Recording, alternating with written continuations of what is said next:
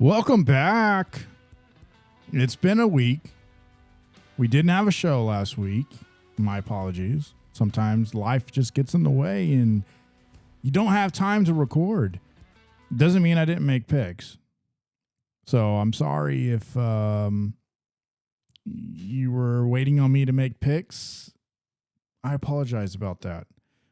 Just to update you, I'm still sitting at 54. I think it's like 54.54% so far, which is still a good percentage to be right for the year. We're going into week 16. That's a lot of games. And I've picked every single one of them, and I'm at 54%. So it's not, something to, tip your hat to, but, if it's 1 for 1, it's profitable, right? But leave it to Beaver to mess it up, and still be on a losing streak, even though I'm at 54%. And what causes that is just betting, putting money on dumb stuff and trying to press your luck and the amounts and things of that nature. But if you're just flat betting what I'm saying, you'd be up for the year. I think you'd be up almost 10 units. So through 16 weeks, I mean, that's not bad. But we missed. I gave picks for week 14, week 15. I did not do, but week 15 turned out to be a pretty decent week, though. I'm not gonna lie. We're looking at some of these games, and some of them they were wild cards. I had some wrinkles in there.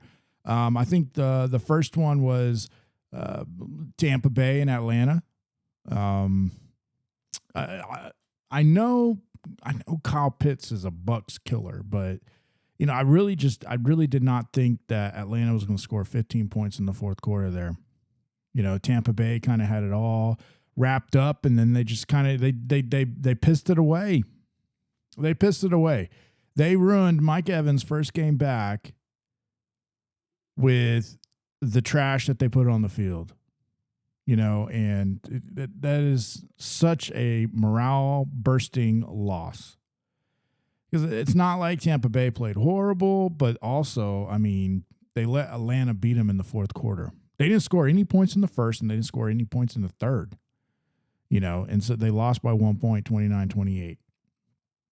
I definitely had Tampa Bay there. I thought Tampa Bay was a better team. I think they're better coached.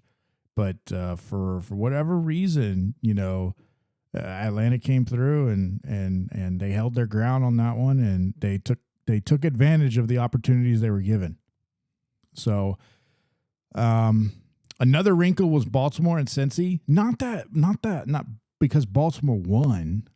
That's not really what my focus is here.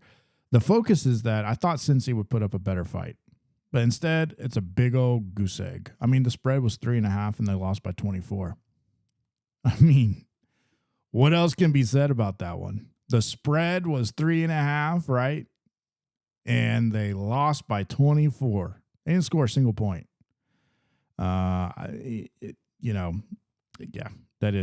It is what it is. And I think when I was looking at the line, I think it was larger than that too.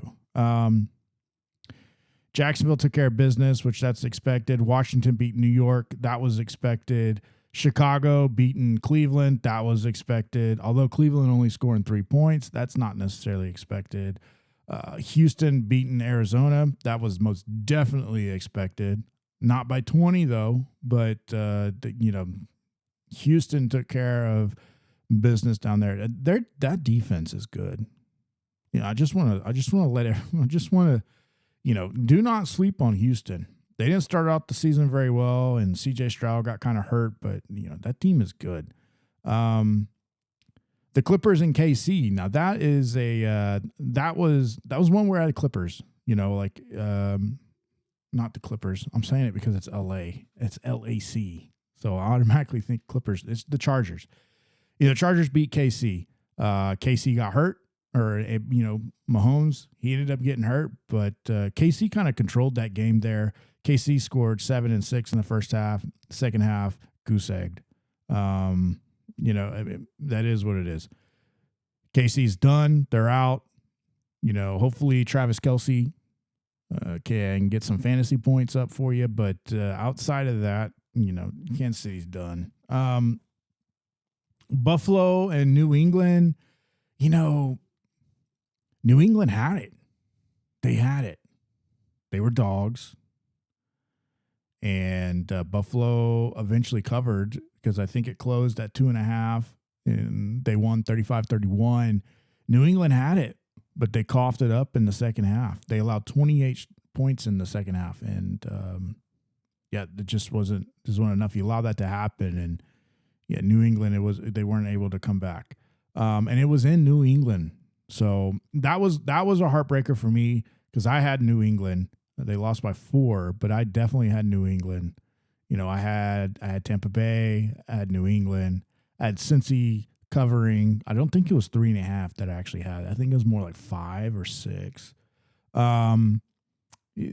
Philly smacked Las Vegas. That was expected. What was not expected to me was Carolina losing to New Orleans. It seems like anytime I want to back Carolina in a game, that's the game they lose. But whenever I want to talk crap on them, they come out and they win. They lost by 3 points. They were supposed to win by 3 points. So, it's a little reverse playing of the script there. And, so lost that one for sure. Indianapolis and Seattle. I did have Indianapolis covering versus Seattle. I just think it's one of those weird games going into it. I know Indy isn't necessarily the best team, especially with Daniel Jones out, but they are decent on defense. And Seattle, they don't know what to prepare for with Phillip Rivers being gone for 5 years. What do? You go back and you watch tape from the first year that he was at Indy. What do you do to prepare for that? It's going to be typically in those type of games, the game plan is low and slow. And that's exactly what happened. You had 3 points for each team scored in the first. Indy scored 10 in the second. Seattle scored 3. The third was only 3 points total was scored in the third. And then Seattle closed it out with 9 points scored in the fourth, as opposed to Indy only scoring 3. So, it ended up being a 2-point victory for Seattle. And Seattle was favored by double digits. So, in retrospect, right, that's one of those I can't say, oh, yeah, I 100% was confident that that's what was going to happen. But, that's what I was feeling.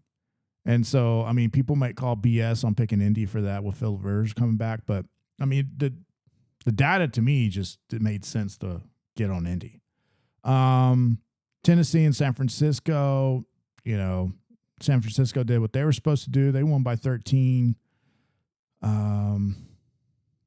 Detroit and LA. LA is the better team. They really are. LA is the better team. However, Detroit is good too, but they lost by 7. So that was outside the spread for sure. And actually, no, LA won by more than that. Sorry. I was thinking if you're taking Detroit. And I think I did. I took Detroit. So, yeah, that was definitely outside the spread unless you bought it up to 7 and pushed. But, Detroit did not cover in that game. And LA is the better team, though. Even though, Detroit, it's fun. I don't want to say it's fun. It's easy to support the Lions. It really is. At least it's easy for me. Green Bay and Denver, sorry. Denver took care of what they were supposed to. They won by 8. I think this was a 1-point game, and I think Denver was actually a dog. Green Bay was favored here. Micah Parsons went out with an Achilles injury, and he's done. But, that doesn't necessarily explain why Denver won.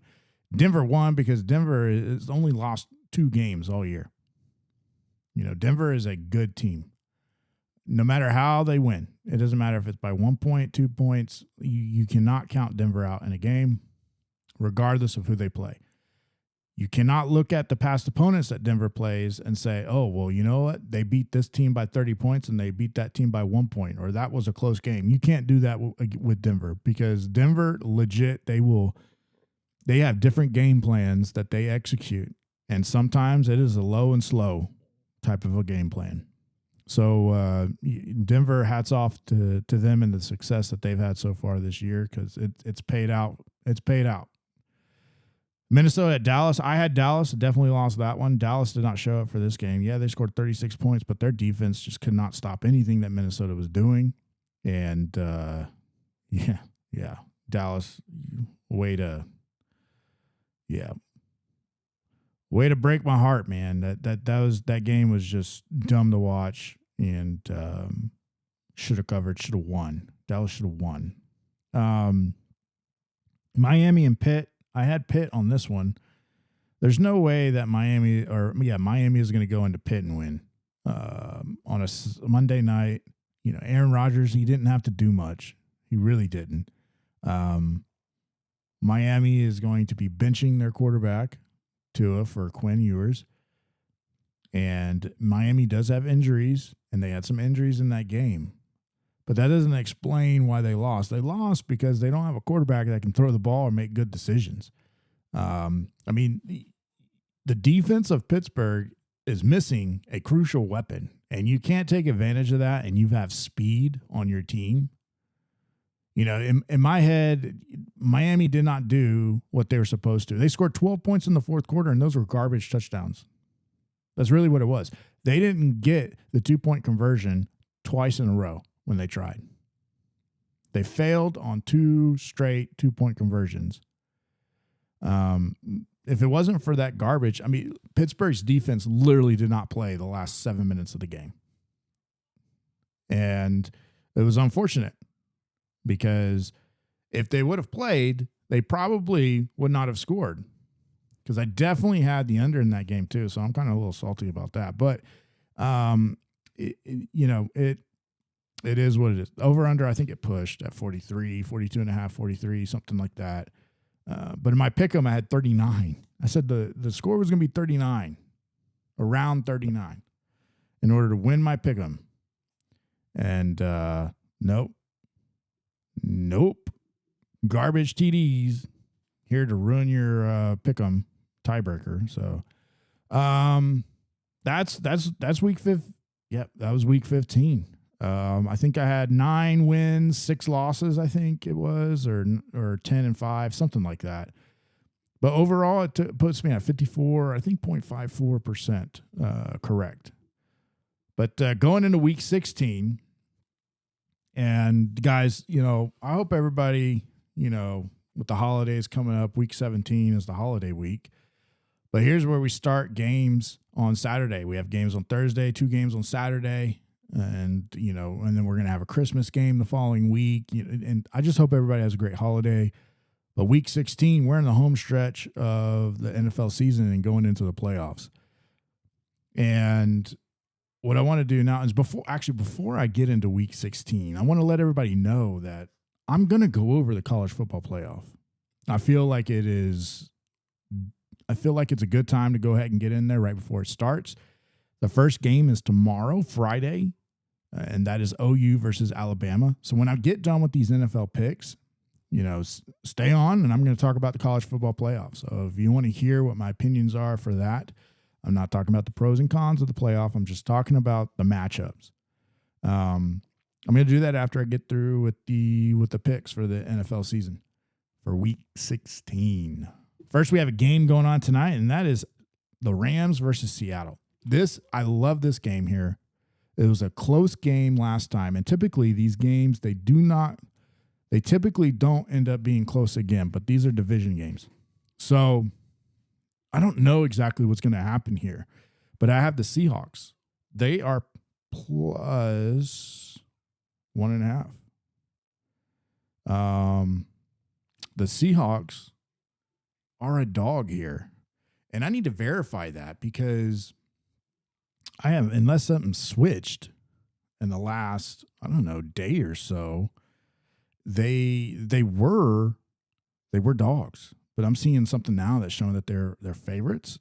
Unless I just got that completely. Yeah, they were dogs. Yes, Tuesday when I locked everything in, they were dogs, and now they're favorites at 1.5. I think the Seahawks win here.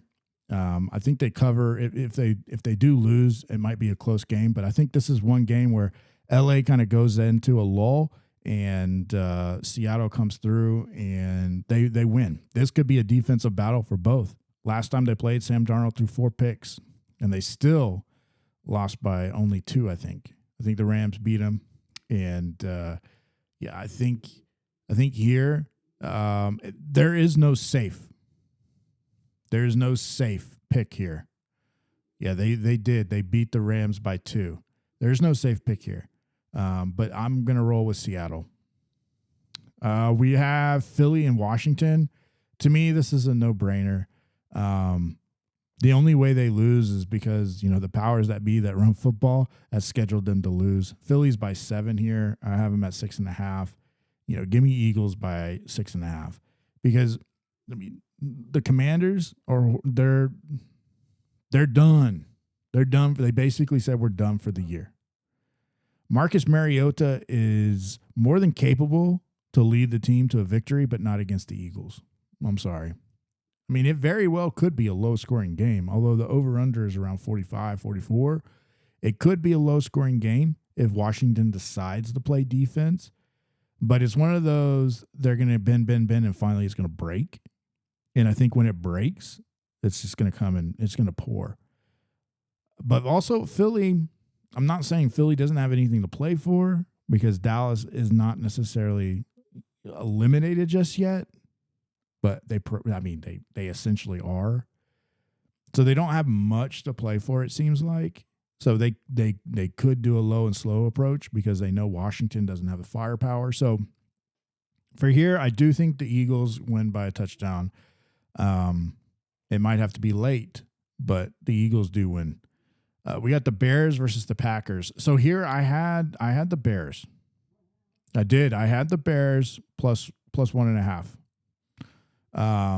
I think that the Bears. I think the Bears. They are one that it's hard to describe the Bears season. They have injuries. They have injuries right now. I think it's Rome is out. Burden is out. I think then there's another injury too, I believe. Swift.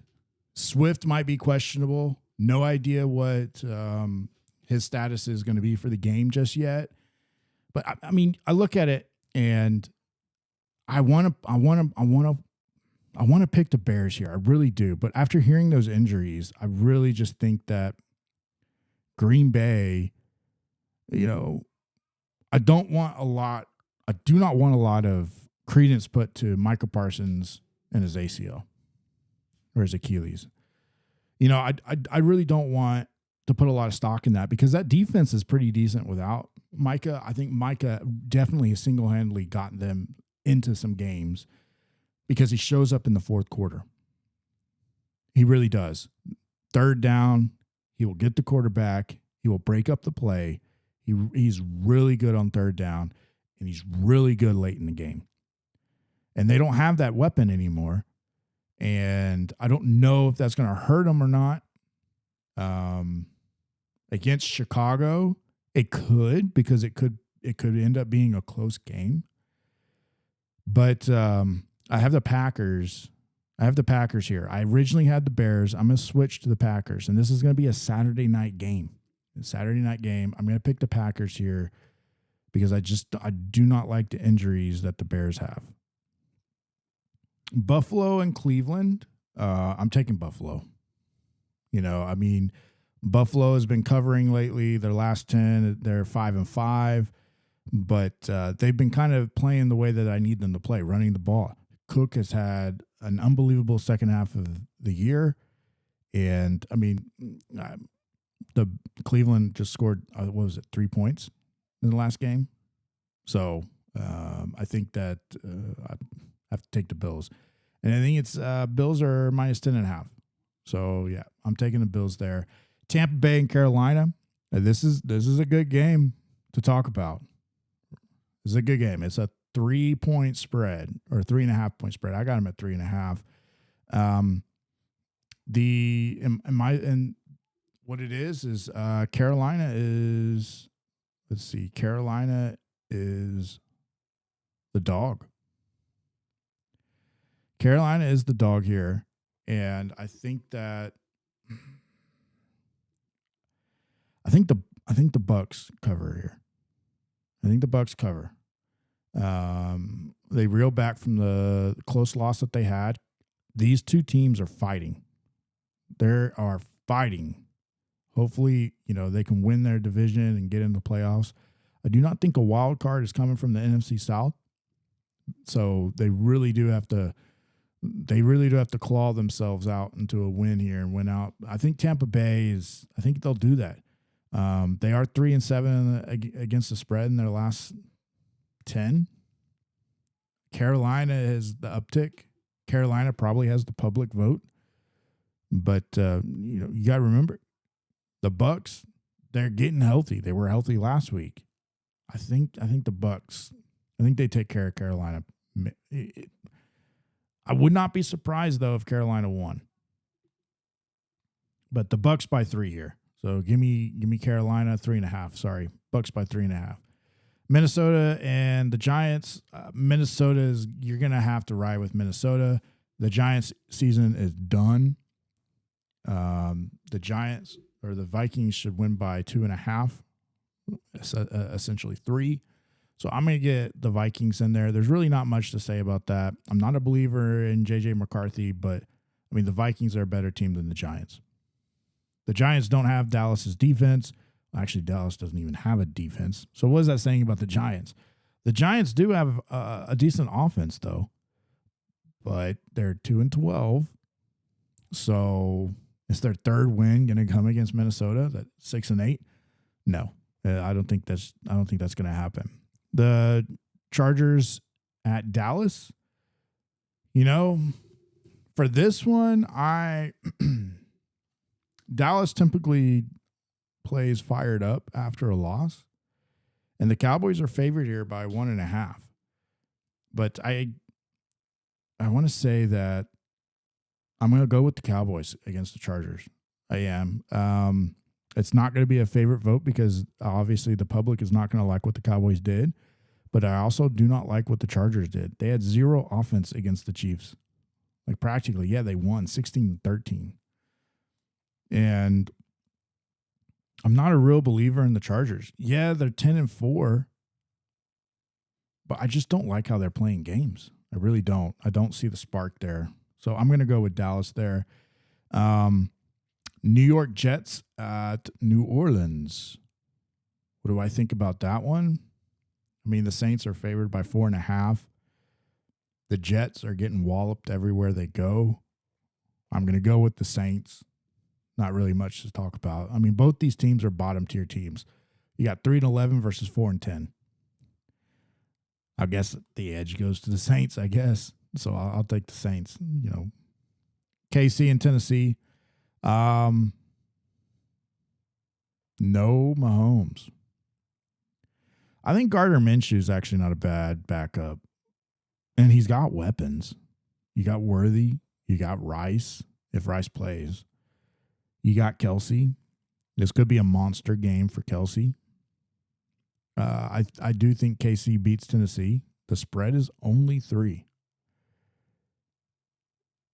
I have it at 3.5. I think now it's 3.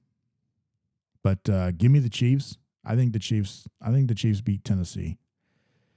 Bengals at Miami. Who's actually going to play here? The line has definitely moved big time since I locked it in. I had Bengals by 1.5, and now Bengals are favored by 4. And the reason why is because of Quinn Ewers.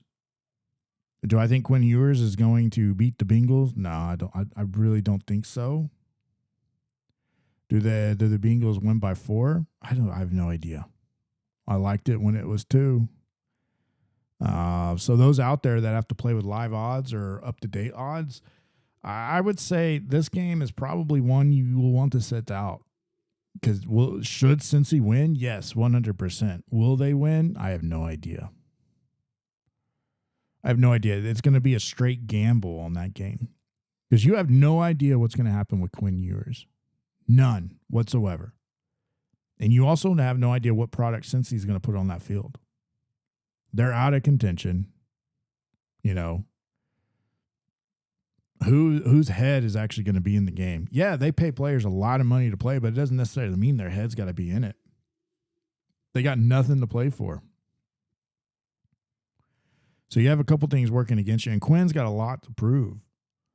But, I mean, is he going to be able to connect with his weapons? I'm pretty sure he's got a good relationship with Washington and with Waddle. But yeah, I can't say for the rest. So, and I would have to be naive to think that during practice that they're not splitting first team carries with Ewers. If they're not, then, you know, Mike McDaniels is a better coach than that. I'm pretty sure they're splitting carries. Yes, I'm still sticking with Cincy, especially at 2.5. 2. Did I get it at 2 or 2.5? I got it at 1.5. So yeah, basically Cincy just has to win for me. But at 4, I would still go with Cincinnati here, but like you're really gambling. There's no right answer between Cincy and Miami. Too many variables on the field right now.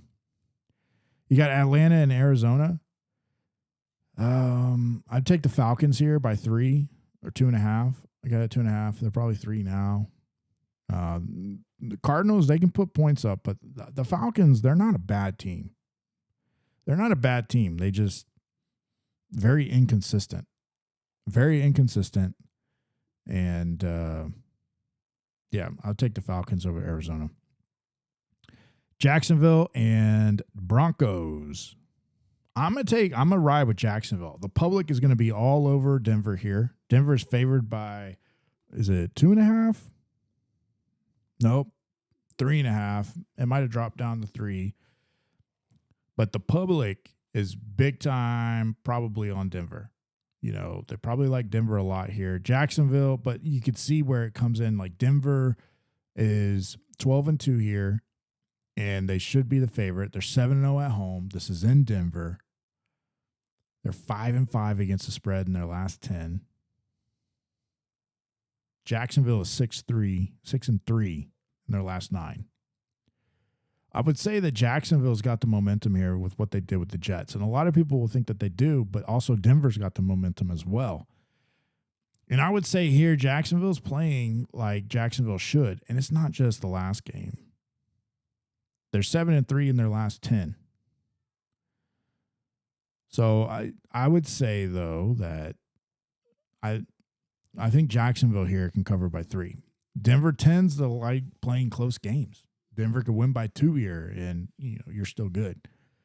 But I think Jacksonville actually might win, and Denver gets their 3rd loss. Hey, who knows? Upset alert. Pittsburgh and Detroit. I know Pittsburgh's going to prepare like hell to get Detroit in there and beat Detroit, but this is Pittsburgh going into Detroit. And I got Detroit. There's really no question. I think it's a touchdown spread right now, and I'm gonna pick the Lions. They lost against the Rams, and they might just be a little bit too high octane for Pittsburgh. And the way Pittsburgh plays offense may not mesh well with Detroit. And we'll see. I think Detroit. This could be a Detroit. This could be a game that Detroit blows wide open. Gibbs, he could have a good game, especially if Watt's not playing. And Amon. Yeah, I mean Amon could have some yards. Goff could have some yards. We'll see. But that's Sunday afternoon, and then we got the Raiders versus Houston. And anybody that plays the Raiders, I mean, you have to think to yourself that you have to take the Texans. You have to take anybody that plays the Raiders. And that's what I would do. I would take the Texans here. It's probably a 2-touchdown spread. I think it might even be, I think I might got them at 14.5. But I'm going to take the Texans. There's no way you can trust the Raiders. The Raiders kind of given up a little bit, and they're 2-12, 3-6 against the spread in their last 10. Houston is 8-2 against the spread, and 9-5. They're 5-2 at home. So I'm going to take the Houston Texans. And we got 2 more games to round out the NFL week, and that is New England at Baltimore and San Francisco at Indianapolis. Both of these games here, I'm taking the road team. So New England is 2.5-point dogs because the Ravens, they had a really good game last week. And I think New England, with a coach like Mike Vrabel, I believe Mike Vrabel is going to have that team in check with losing the way that they did against the Bills. They should have beat the Bills. They should be 12-2. But instead, they're going to end up being 12-3 when they beat Baltimore. Baltimore is 7-7. They're out of the playoffs. They're not making the playoffs. So do you start resting Lamar? Do you play Lamar? I don't know. I don't care. But New England, they're going to come through. They're 6-0 on the road. Just FYI, 6-0 on the road. They're going to come in, and I think that they're going to wreck shop on Baltimore. They're going to flip the script, and they're going to win. They're dogs. I think, what did I say, 2.5? Yeah, 2.5-point dogs. I got New England. San Francisco, they are 6-point favorites.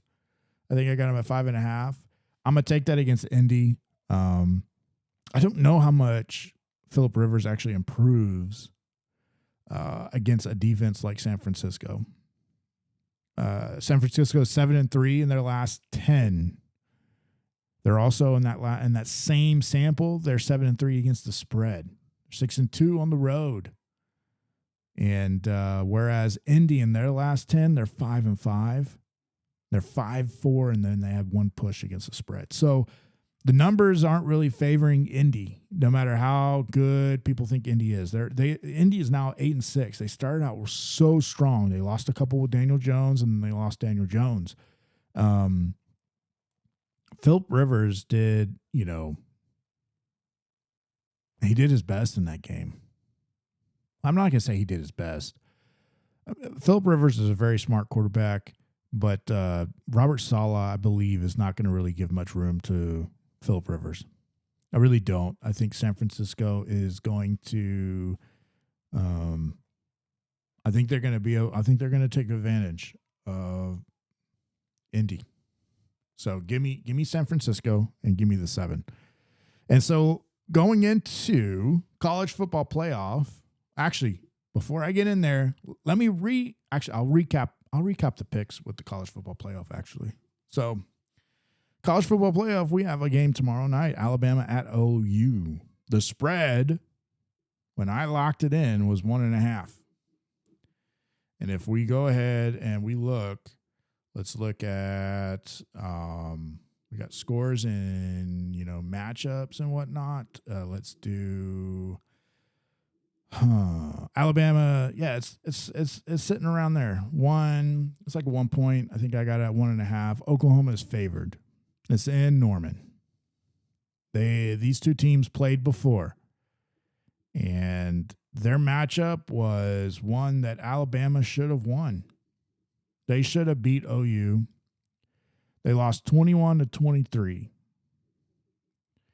And in that game, I mean, if you really look at it, Oklahoma scored 10 first. There was 17-14 at half. Alabama should have won the game. I think Alabama is going to be a lot more prepared in this game. I think Alabama is a lot more talented. I think that they have the better coaching. And when I say coaching, I just don't mean the head coach. I think they have the better coaching staff on the squad. They definitely have the better quarterback. Mateer I'm not saying Mateer is bad, but I mean, in order to beat Alabama, he had 138 yards, whereas Simpson had 326 yards, but he threw a pick. He did. He threw a pick. You got to be able to take care of the ball there. Mateer runs, though, but he only had 23 yards rushing. But he ran 10 times, and of those 10, 8 of them were probably for a first down. Short yardage gains there. Yeah, I mean, honestly, I would stick with Alabama there as the dog because I like them as dogs. And I think the public is going to be on Alabama as well. Yeah, they're both these teams are very similar, statistical speaking. And I understand those that want to pick OU, but I just don't see Alabama losing to the same team twice, especially a team that beat Georgia. Yeah, they got walloped in the conference championship game, but it's really hard to beat SEC teams twice. It's extremely hard. So give me Alabama. And then next college football playoff game, you have Miami and A&M, where A&M is favored by 3.5, 3. And I'm going to take A&M over Miami. I just don't think Miami is a good team. I mean, they're 10-2. And, start talking about this debate of whether or not, Miami should have got in or Notre Dame should have got in. I don't think either team should have got in because their strength of schedule, their work of art of the actual season. I mean, Miami played they're 10-2, and they didn't get to play in the conference championship. And their conference championship game was Virginia versus Duke. And Duke won, and Duke was unranked. What does that say about your conference? What does that say about your scheduling? Miami did do what they were supposed to by scheduling Notre Dame and going out and beating Notre Dame. But outside of that, it's not a good squad. But that's a fault of Miami too, because Notre Dame's work of art is they beat nobody. They scheduled 2 premier opponents and they lost to both of them. Outside of that, you can't name a single good team that Notre Dame played. So, I mean, it's hard to argue for Notre Dame and it's hard to argue for Miami. But you're splitting straws because if you don't do anything with those two, then you got a 3-loss team that's going in. And there's arguments on both sides for every single team in that what was it? 10, 11, 12, 13, 14, 15 group. I think the only team that did not deserve to be in that conversation, there's 2, is BYU and Utah. I think both those teams did not deserve to be in that conversation. Why BYU? Well, BYU lost to Tech twice. And it wasn't like, it was close games. No, Tech manhandled BYU twice. I mean, Tech is head and shoulders above every team in that Big 12 conference. They deserve to show why they are where they are and the record that they have. The one loss they had, I think their quarterback was hurt. And that was the Arizona State. So I look at that and I say, you lost that same team twice. And, if BYU would have won one of those games, I really do think it would be a different story. But they got crushed twice by the conference championship. We don't need anybody else from the Big 12 to kind of show their worth here. We really don't. So that's why BYU is out. Utah is out because they weren't even in the discussion, even though they're higher up in the rankings. So you got the teams to look at. You have Miami, Notre Dame, Alabama, Texas, and Vanderbilt. Those are the teams that you have to fit in these 3-2 spots or 1 spot, whatever the name. I think it's 2. And, they chose Miami, obviously, right? I mean, I'm not saying Miami, I'm not saying it's a bad choice to put them in there. That's not what I'm saying. But what I'm saying is that I would pick A&M over Miami in a heartbeat because I just don't think Miami is prepared to play a good team. I think their one test of Notre Dame is not a good team. And their whole schedule and how they played their schedule just proves my point of how they did not set themselves up to look like a good team. So the spread is 3, which I think is a little bit of value there. A&M, I think injuries could play here at A&M. A&M, they lost to Texas, but Miami is no Texas. Miami doesn't have the defense of Texas, and Miami doesn't have the offense either. So, and everyone will say, well, their record's 10-2. And I will say again, Miami didn't play anybody. Like, okay, they beat the brakes off a Pitt. Good job. Good job. The ACC is just not a good conference for football. So Texas A&M, lock that in for me, and I'll move on to the next one, which will be Tulane at Ole Miss. The spread here is astronomical, 17.5, and it should be. I mean, I don't think I'm a big believer in both of these teams. Probably should not be in the playoff, and because Tulane, I mean, it's like, hey, and we're going to talk about it with JMU in a second, but it's like, oh, hey, you showed that, you know, you're a good school and you beat a really horrible conference, so you deserve to be in to play with the big boys. And they get in with the big boys, and then they just get smacked. I don't know if we see that with Ole Miss, though. I think if Lane Kiffin was at the helm, this spread would be more than 17. It's good that Tulane's coach stayed on and to coach the team through the college football playoffs, but I really don't think it's going to matter for Tulane. Ole Miss, I don't agree with their coaching hire. I really don't. I think that they should have let Lane Kiffin coach, and I know, you know, going to get some feedback or some backlash of saying, well, you know, he's the one that left. Lane Kiffin left, you know, and Lane Kiffin, he chose not to coach. And, you know, I don't think that's true. You know, I think that Ole Miss got upset that he was going to pick LSU. And Lane had, you know, it's not like he had an infinite amount of time to make the decision. He did put Ole Miss in a bind with coaching, but honestly, all the open spots of the SEC, they did not make good hires except for LSU. I'm just looking at the names that went to all these schools, and I'm like, are you serious? That's who you decided? I mean, you got Gruden out here in the wings. You got other coaches out here in the wings that you could approach or you could talk to, and you chose that guy. So, I mean, yeah, Ole Miss, yeah, I don't know. So that's what makes it hard, 17.5 here, because I don't know if Ole Miss can do 17.5 versus Tulane. Will the players be hyped up enough to beat them by 20 points, knowing the next route of who they would have to play? You know, either a Texas Tech, a Georgia, an Indiana, or a Ohio State. You know, I mean, I don't know. That's what really makes it tough here. 17.5. Do I think the continuity at Ole Miss here's the thing. If Lane Kiffin was coaching, I would do 17.5 in a heartbeat, because Ole Miss, I think, would goose egg Tulane, and it'd be like 28-0.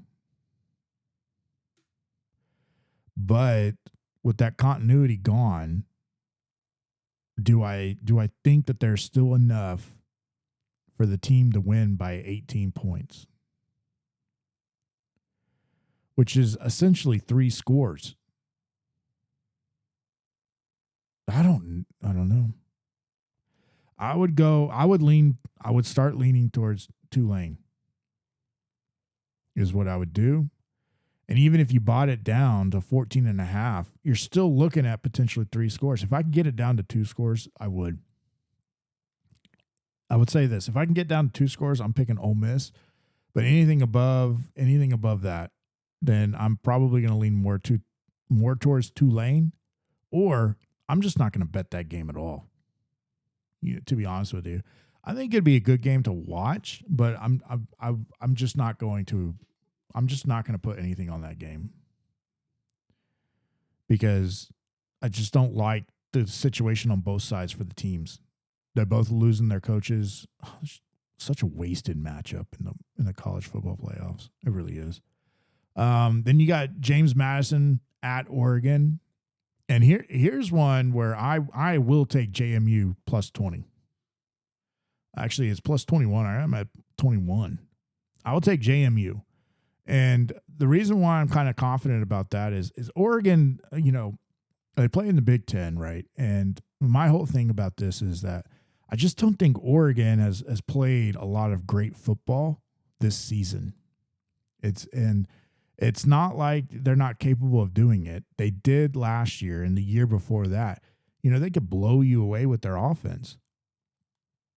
I don't see that this year with Oregon.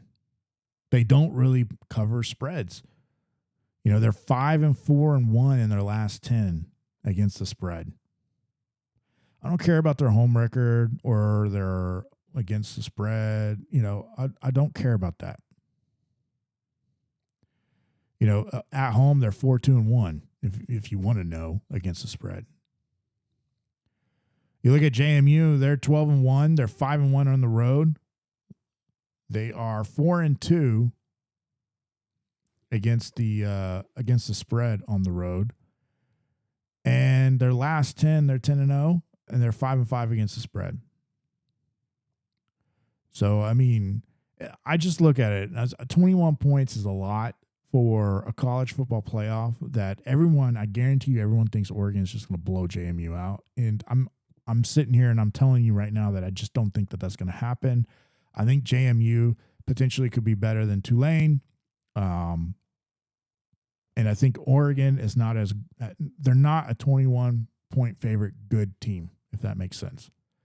I just don't think Oregon's good enough to beat the team by 21 points.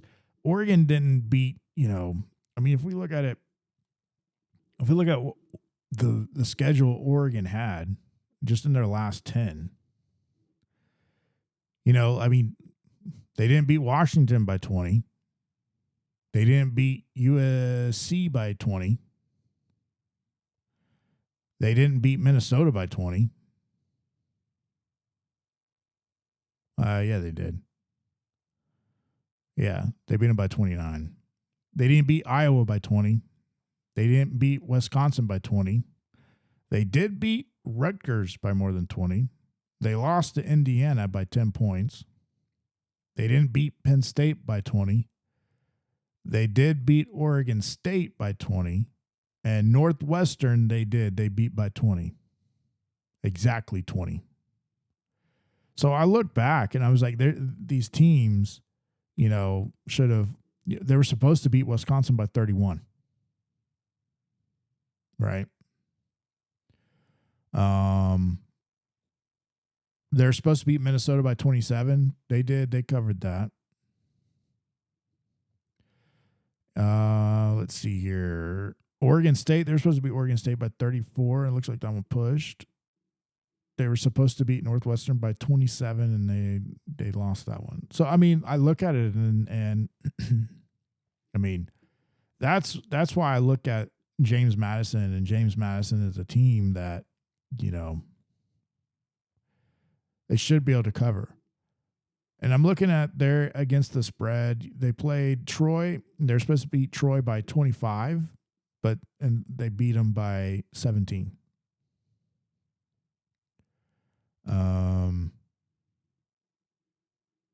Washington State was a 4-point win. They covered Appalachian State 21. Marshall, looks like that was 12. Yeah, they barely lost the cover on that one. It was 12 and there was 13.5. Yeah, Louisiana Lafayette was an 18.5-point spread. They won by 10. Yeah. It's I think when it's all said and done, I do think that JMU can keep it close. And you can do, you can pick whatever you want to pick in these games. I'm just trying to give you like what I'm thinking about, like what I think is going to end up happening, with those games and why I would pick what it is that I'm picking. And I just feel like James Madison is a team that could be a little scrappy, and Oregon just is not necessarily a great team this year. You know, the James Madison, their only loss was to Louisville. They lost by 14, second game of the year. So that is that's my take on the college football playoff. So to go through all of these real quick. Oh, well, actually, to tell you, so with those, James Madison would have to play Texas Tech. Texas Tech will cream James Madison. Alabama will play Indiana. I believe Indiana would beat Alabama. Georgia plays the winner of Tulane Ole Miss. Doesn't matter. Georgia's winning. And then Ohio State plays the winner of Miami and A&M. Here's where I think Ohio State could go down. I think Texas A&M would beat Ohio State. Ohio State would beat Miami, though. And then with that being said, Georgia goes on to the Fiesta Bowl, and they're going to play either A&M or they're going to play Miami. And my thing would be that, you know, I think, honestly, between those two, I would love to see A&M versus Georgia. I think, I would love to see A&M versus Georgia. They did not play this year. And I think that would be a great game. And I don't know who would win. I don't want to think about that just yet. We're not there yet. Texas Tech versus Indiana, I think, would be a great game. And who wins that?